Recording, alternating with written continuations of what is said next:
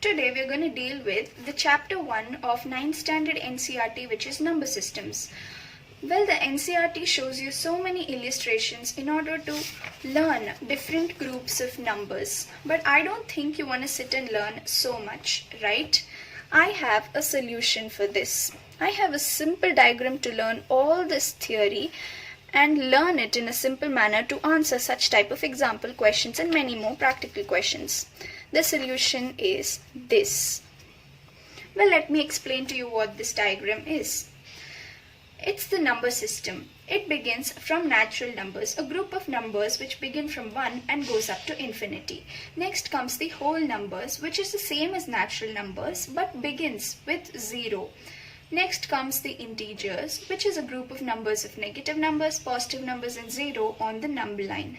Next comes the rational numbers. Rational numbers have different types of numbers including integers, whole number, natural numbers like positive decimals, negative decimals, mixed fractions, negative fractions, positive fractions and etc.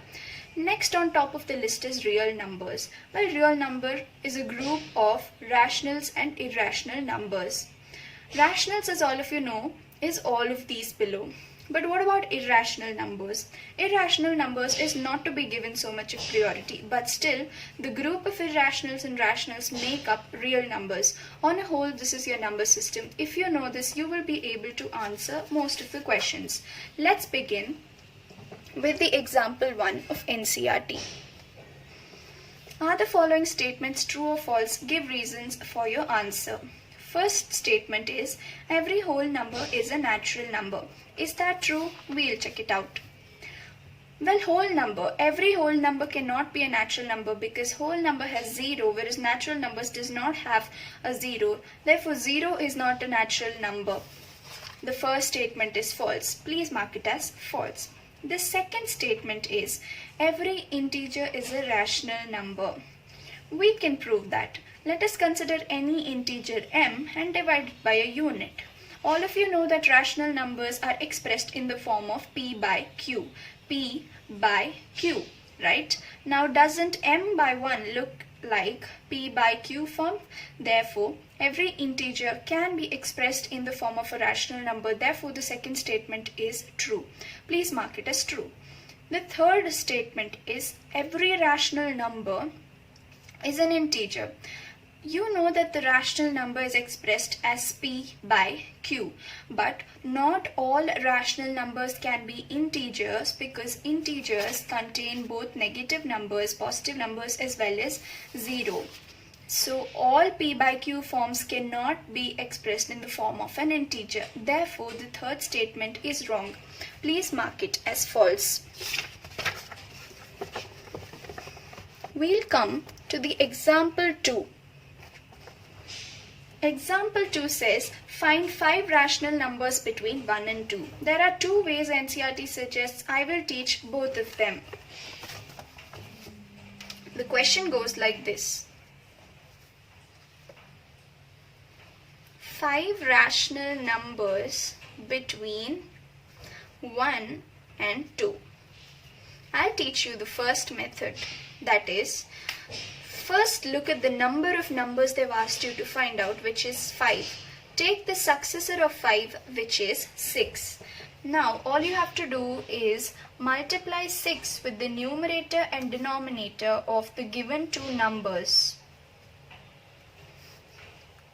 You will land up at 6 by 6 and 12 by 6. Now, all of you know what numbers lie between 6 and 12, right? The denominator remains the same.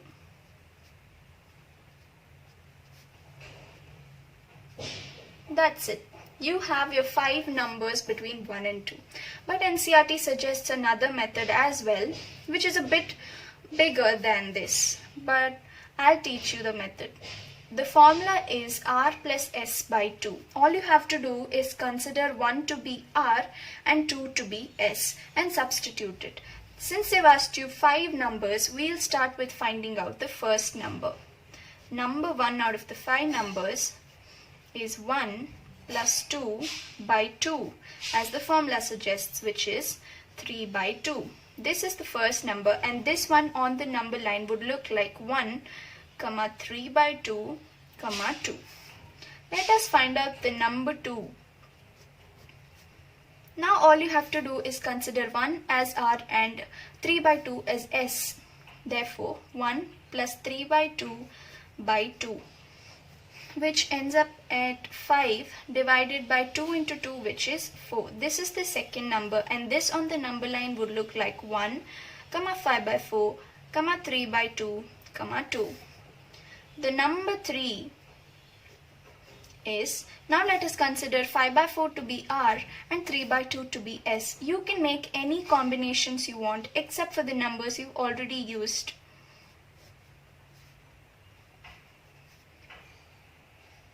Which is 11 by 4 into 2, 8.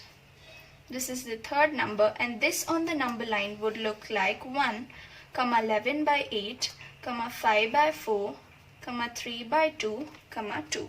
So on and so forth. I hope you've understood this and you will be able to find out the other two numbers. Right? Next, we will start solving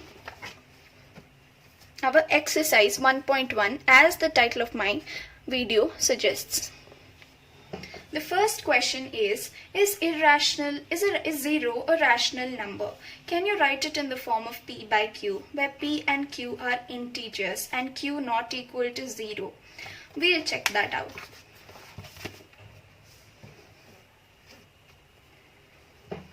Exercise 1.1. The first question is 0 a rational number? Yes, it is a rational number. And can you express it in the form of P by Q? Yes, you can express it as 0 by 1, 0 by 2, 0 by 3, and 0 by many other numbers up to infinity, right? And here, this is in the form of P by Q, and Q is not equal to 0. That was the first question. Let's go to the second question.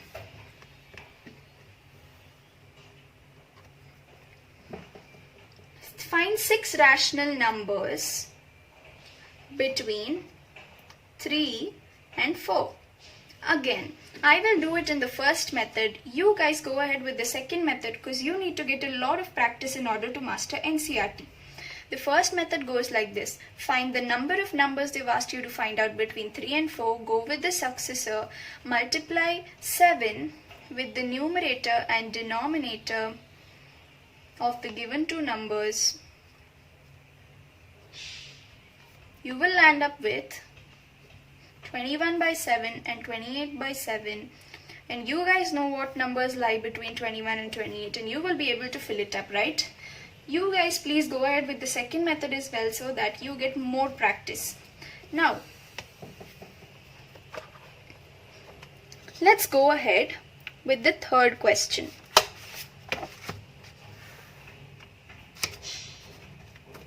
The third question says, find 5 rational numbers between 3 by 5 and 4 by 5. 5 rational numbers between 3 by 5 and 4 by 5. Again, I'll go with the first method. You guys please carry on with the second method. Find the number of numbers that they are asking you to find out. Take the successor of 5, that is 6, and multiply it with the numerator and the denominator of the given two numbers, which is 18 by 30 and 24 by 30. Now you guys know what numbers lie between 18 and 24. Please fill it up. That was that. Next we go to the fourth question, which is true or false questions. State whether the following statements are true or false. Give reasons. The first statement is, every natural number is a whole number. Is that true? Yes, every natural number is a whole number. 1, 2 and goes on up to infinity can be a whole number, right? So please mark it as true. The second statement is, every integer is a whole number. Is that true? Well, integers consists of negative numbers, right? Negative numbers cannot be whole numbers. Therefore, not all integers can be whole numbers. The second statement is false. Please mark it as false. Every rational number is a whole number. Rational number is in the form of p by q, but whole numbers are not in the form of p by q until and unless they are reducible to a whole number, right? Therefore, all p by q forms, that is all rational numbers, cannot be whole numbers. Please mark it as false. That ends exercise 1.1. Thank you.